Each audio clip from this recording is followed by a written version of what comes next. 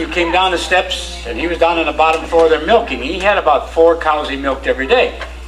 And he was clever with this. I had never, the first time, I'd never seen him do it. But he could take the cow's tit and squeeze, and he could send that spray 15 feet and hit you right square in the face. And my first experience with that was something. And he used to feed the cats that way. He'd stand there and squirt, and the cats, remember that? Y'all ever seen him do that? Yeah. And they could read. Kids will understand that. To go to Tidioute to do shopping. And he hitched a horse up to one of the small buggies, just a one horse buggy. And we took off for Tidioute, and we just flew out of that place. And my mother, she said, when she seen me go, because I was just bouncing all over the thing, she thought she'd probably never see me again alive, because it just looked like and I was in my glory, smiling from ear to ear. And we got down to Tidioute, and he had to have the horse shod. So he took it into the blacksmith and put me on top of the horse in the barn, so while the guy shot him, and in other words, I couldn't go anywhere. Then he, in turn, went across the street to you know where. And when he came back, you know, he had his brew and he had a bag of candy for me, and I was happy, and I'd been on a horse, and I loved that for an hour, sitting there. And then we started back up the hill, and he instantly fell asleep. Mrs. Art Lyle? He was a little bit of a mischief, I think, my dad, when he was growing up around here. He liked to have a good time, and he would tell me stories about how the Swedish Mission Church was a little restrictive for him. He became a Catholic later on, but he thought that seems restrictive for some people, but to him that was freedom, because the Mission Church, they were no cards, no dancing, no circus. No circus. That's significant. Okay, Andy's going to tell that little story about the circus. When Grandpa was little, when I was little, he told me about how when the circus came to town, he asked his dad if he could go, and his dad said no. So he went anyway, and he was peeking out under the tent top, or under the tent, and one of the neighbors saw him there. And so Grandpa went home, and the neighbor told his dad, and he got a couple whippings on his back because of it. I think he got into mischief too, breaking into some of the. I think there was a gymnasium around here too that he would, get in and play basketball or go swimming. There were some stories like that of some mischief they got into around town. I don't remember the details, but he had a pretty good time growing up in Ludlow. I don't think he let the church hold him back too much from normal adventures. Why don't you tell your story about the birth of which one? Oh, that was Andy? Is that Andy? Yeah, that was Andy. Tell about that. Well, okay, This is more recent history. Probably quite a few of you heard this story.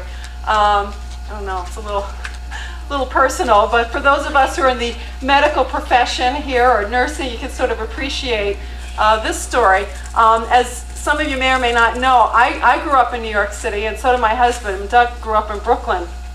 And until a year ago, we lived there. Then we moved up to Syracuse, so we're country folk now. But at the time Andy was born, we had moved from Manhattan, where we lived the first years of our married life, to Queens. But I was planning to have Andy delivered at this maternity center, which was in Manhattan, which necessitated us driving a couple of miles. But in the city, you have to allow a good half hour to an hour. So when Andy came along, I called my dad early in the evening, because his brother Jimmy was a little less than 2 years old at the time, and Grandpa Art was the person who we would kind of look at. Grandma too, but Grandpa Art was available, yeah. He did a lot. So we called him to say, we think the baby's going to be born, sometime kind of soon. So he was like there before you could even, hang up the phone practically. I think he took the subway. I don't think he drove. He took the subway, but he got there right away.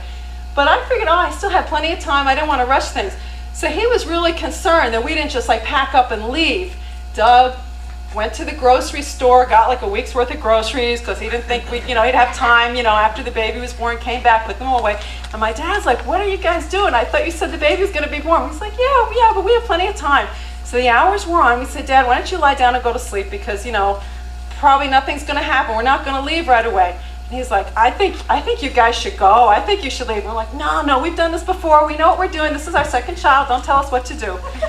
Well, lo and behold, we should have listened to Grandpa Art, because we got out of the house, and I was getting pretty uncomfortable. We had a little Volkswagen Rabbit at the time. And I said to Doug, I said, I don't think I can sit in the front seat. I'm just going to lie down on my side in the back seat. So we're driving along, and I'm thinking, something's going on here. I'm not quite sure, but things don't seem quite right. And Doug's like, are you okay? And I said, yeah, I'm fine. I'm thinking, we got to get there. He drives through Queens and onto the Queensboro Bridge, also known as the 59th Street Bridge. Simon and Garfunkel wrote a song about that bridge. Well, the end of the story is that little Andrew, who's 13 and a half years old now, was born before we got to the other side of that bridge. He was born on the bridge between Queens and Manhattan. And the first time I was afraid that if I told Doug what was happening, I mean, we were like on this little, what they call the outer roadway. It's like a little lane right next to the side of the bridge. And I thought, if he turns one way or the other, there were steel girders on either side of us, I'm not going to say a word because I don't want to end up in the East River. So we get to the other side of the bridge and he hears Andy cry and he like, what is that noise? He pulls over to the side and there is Andy, living, breathing, he's okay. So he threw a coat around us and then he called the place where we were going, the maternity center, and said, well, we're bringing the baby in. The baby was born. They said, okay, come on, if everything's okay. So that's what happened, and by the end of the day, we were back home again. Andy was fine. Gust Peterson had a farm, E-I-E-I-O. And on his farm he had a horse, E-I-E-I-O. With a neigh-neigh here and a neigh-neigh there. Here a neigh, there a neigh, everywhere a neigh-neigh. Old Gus Peterson had a farm, E-I-E-I-O. And on his farm he had a duck, E-I-E-I-O. With a quack, quack here and a quack, quack there. Here a quack, there a quack, everywhere a quack, quack. Old Gus Peterson had a farm, E-I-E-I-O. And on his farm he had a pony, E-I-E-I-O. With a neigh-neigh here and a neigh-neigh there. Here a neigh, there a neigh, everywhere a neigh. Old Gus Peterson had a farm, E-I-E-I-O. And on his farm he had a dog, E-I-E-I-O. With a bow bow here and a bow bow there.